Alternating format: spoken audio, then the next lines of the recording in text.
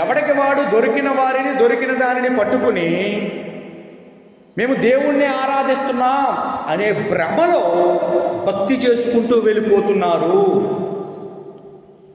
నేను కూడా ఒకప్పుడు అలాంటి భ్రమలో భక్తి చేసిన వాడినే. 2016 వరకు నాకు యేసుక్రీస్తు తెలీదు. అప్పనపల్లి వెళ్ళేవాడిని, మొక్కిచ్చి వచ్చేవాడిని. అన్నవరం వెళ్ళేవాడిని, అక్కడ మొక్కిచ్చి వచ్చేవాడిని. అంతర్వేజి ప్రతి సంవత్సరం ఫిబ్రవరి లేదా జనవరి చివరిలో, ఫిబ్రవరి మాసంలో జరుగుతుంది, తీర్థం జరుగుతుంది, అక్కడికి వెళ్ళేవాడిని. పెద్ద తిరుపతి, చిన్న తిరుపతి వెళ్ళిన వాడిని. పెద్ద తిరుపతి అది కింద నుంచి పైదాకా ఆ కొండ, ఆ మెట్లు ఎక్కిన వాడిని. అప్పుడు నాకు తెలియదు యేసుక్రీస్తు గురించి.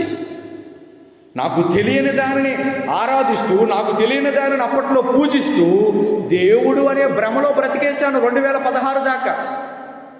2016 మార్చ్ 25వ తారీఖున యేసుక్రీస్తు ప్రభుల వారి శిలువ దర్శనం.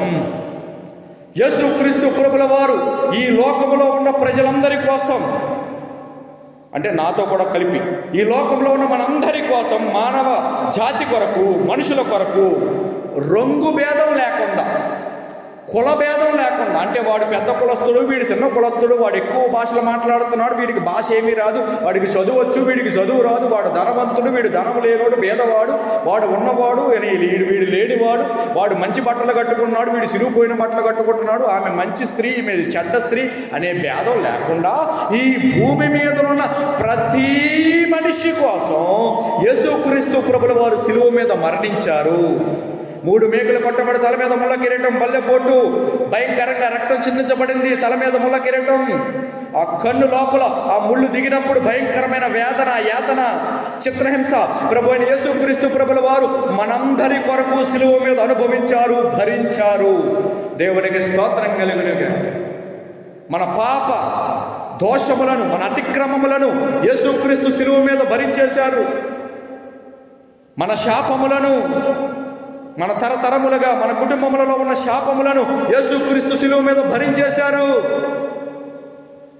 మన వ్యసనములను, వాటన్నిటిని యేసుక్రీస్తు శిలువ మీద భరించేశారు.